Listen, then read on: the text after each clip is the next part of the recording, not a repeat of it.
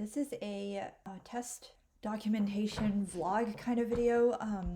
I don't even know if I plan to put this out or not. I probably won't, but what I want to do is basically share my journey and document that somewhere.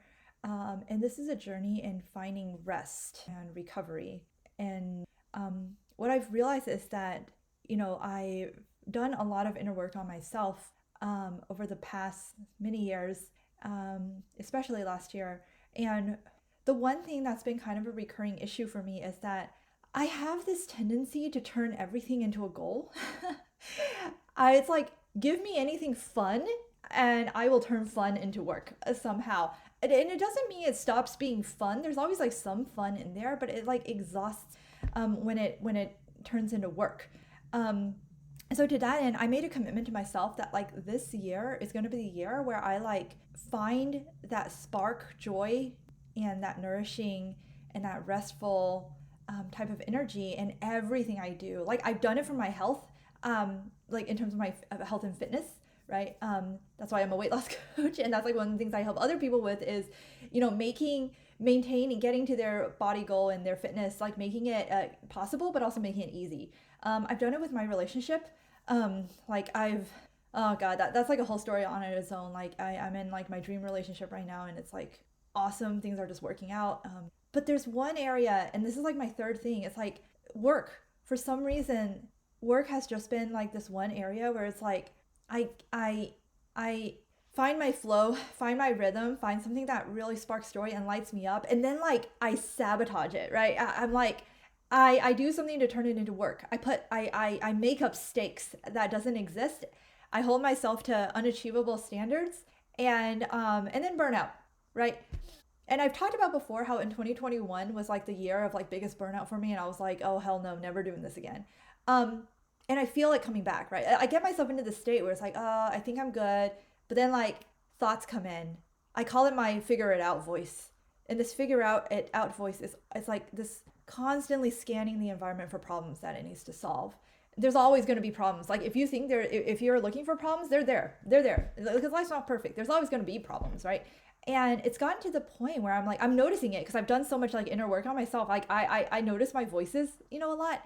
And so I'm like, okay, it's this one again. I would like it to quiet down. The way I was able to kind of quiet down my voice around like my cravings around food, right? Like that voice still exists, but over the years I've managed to quiet it down to the point it's like it doesn't even really bother me. I really want to do that with this voice too, but there's something stuck here, and I have a lot of limiting beliefs I think around work, and that's something that I'm like working my way through. But a lot of it is also just kind of like internally stored in the body. I don't know if any of you guys have read The Body Keeps Score, which is about trauma hidden in the body. And I think that there's something to that theory. And by the way, trauma is not like an unusual thing. Like everybody experiences trauma at some point in their lives. It's just that some people experience it, especially if they experience it earlier in their life, that trauma doesn't get actually processed. So it gets kind of stuck, right? And your awareness keeps bringing it back and bringing it back, even if you're not consciously aware of it. Anyway, so that's like something that I've noticed that I'm okay. I've done my inner work around like journaling and like the brain stuff. I've done a lot of brain stuff. I'm really good at the brain stuff when it comes to inner work and and figuring out your psychology. But there's like something from the neck down. I've not been able to like access from the neck down what's going on. Like I've done it for food, right? Like I can figure out my hunger signals and my craving signals, but the psychological part from the neck down is something that I've been having a trouble having. I think I can do better. I think I can connect with my body more around stress. Stress in every area of life, but work is the recurring one for me. So like for me specifically work stress, and it's like I can when I experience like there's this tightness in my body, like usually it manifests in my chest area. My body needs to scream at me for me to pay attention. And then I'm like, oh, I'm stressed out. And I notice my physical sensations. Okay, I have exercises to do to release the tension and all of that. And that's great. But but that's usually a sign that I'm already burnt out. It's like when you start to feel like, when you're feeling like really thirsty, right? That's a sign you're already dehydrated, right? You actually needed water before you felt thirsty, right? That's how I felt with work stress. So basically I'm like, okay, I know how to like, when I'm burnt out, I can get myself back. Like I can do that. How do I like not get to that burnout point though, right? And it's not a mind thing, it's like a body thing. It's one of the things I realized. So there's also like I said, like hidden thing, like my theory is that there's also like these hidden limiting beliefs that are so ingrained in my subconscious, like I can't even access them when I'm just like dealing with it at the brain level. So I'm like, okay, great, this is like a new kind of challenge for me, right? Okay, how do I go deeper, right? So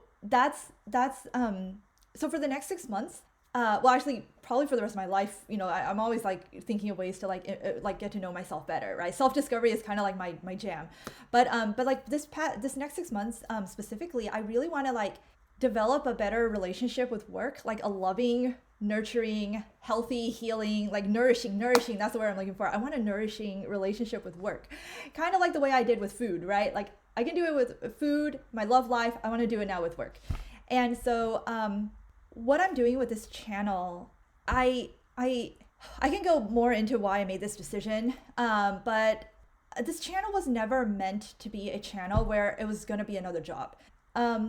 This channel was always meant to be a creative outlet, and I think I've turned it into another job for myself. And I had to really pull myself back and be like, okay, why do I enjoy doing this anymore, right? Rather, it's not like I didn't enjoy it. It's just that it didn't feel the same. It wasn't spark joy anymore, right? It was like part spark joy and then part like I got to get results or I got to get something done, right? And I was like, okay, I need to stop that, right? I already have a job. I already have work, right?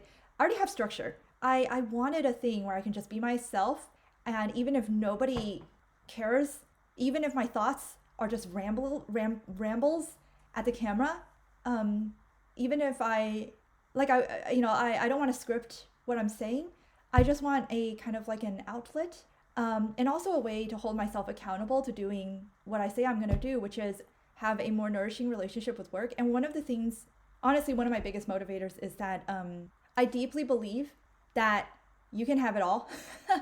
You can't do everything, but you can have it all in terms of what you want to achieve, like how you want to feel in different areas of your life. So like, for instance, in health, I want to feel like ease. I want to feel high energy, right? In relationships, I want to feel love, support, like also that nourishment, that connection. In work, I want to feel like purpose. I want to feel a sense of ease. I want to feel excitement and also nourishment. Like I want it to energize me as well, right? So it's like, I believe you can have all of that, but I realize I'm not, even though I believe it, I'm not really living it right now, right? So I want to show that it can be done. And this is also a thing to kind of hold me accountable, right? Because it's very easy, because I have ingrained patterns with work, right? It's very easy to be like, no. But now I'm like, kind of like, you know what, I'm going to like just make videos about this. And it's worked for me for weight loss. Like back when I was losing weight, I made Instagram posts about it all the time. And that really helped hold me accountable, even if no one was like watching. So I'm doing it again here because I know it works for me. But I wanted to say, like, one of the biggest motivators, like, this is a thing I've kind of been working on, but I really haven't been taking seriously. But this year I'm taking it super seriously. And the reason is I want to start a family soon. I'm getting married in May. And I plan to have kids. And I want to get pregnant this year, right? And, hopefully have kids next. But anyways, coming up soon, right? And role modeling is such an important part of parenting that, and you can't fake it. You can't fake having your shit put together, right? Especially not when you're like under stress, right? Which, like it's, that's going to happen, right? Probably the first couple of years, right? Especially, that first couple of years when you're not sleeping. Although maybe that's also a limiting belief. I don't know. So I want to be present for my family. And I'm not saying have a perfect life, but have a life in every single area, right? The three big ones are like my health, my relationships, and my work. But have that kind of like healthy relationship in each of these three areas, such that even if I'm not doing things right on paper, which I won't be, I'm not expecting that, my relationship with myself when it comes to all three of these areas is healthy, and it's an example that I want to set for my kids. And I'm not going to wait until they're like 5 or teenagers to be like, oh, now I have to get my relationship with myself better. No, I'm starting that now, right? Because again, this isn't something you can just like fake it till you make it. I don't think that's in this area. So I guess when I said I wanted a more nourishing relationship with work. What I really mean, and this is actually what self development in any area is all about, I want a better relationship with myself when it comes to the context of work. Yeah. So one of the things I'm doing is there's, I'm reading some books. I'm always reading books, but as I said in my other video about like my addiction to self-help books, I'm not like reading a bunch at once. It's like I'm like picking the parts that make sense to me and or that I think I need and really savoring that, and then like going to another one as needed, so that I've got that down. I'm also having these self-discovery conversations with people through my podcast, and I mean, part of it is really selfish, right? I want to see how they, how other people relate to themselves through the course of different contexts, so I can like get tidbits for me and my journey, right? And I also hired a coach. Her name is Amanda Levesque, and she has this program called Work Deliciously. When I saw, I'm like, yes, this is like literally what I've been praying for, right? So I'm in her program, and it's a 6 month program, which is one of the reasons why I said 6 months, because it's a 6 month program itself. And we just finished doing, let me just say what it is. It's a program for high achievers to find more deliciousness in their work. And I went through week 1 already. I got so many insights. Oh my God. From like Sunday until Wednesday, it's Friday today, so it was like for like 4 days in a row, I cried every single day. The first time I got myself into like the state of relaxation, and then like 2 memories showed up that I'm like, whoa, where did those come from? And I just let myself cry. I didn't need to cry. I could have held it in, but I was like, no, I'm gonna let it out because I want to know what's going on, or I want to see what happens, right?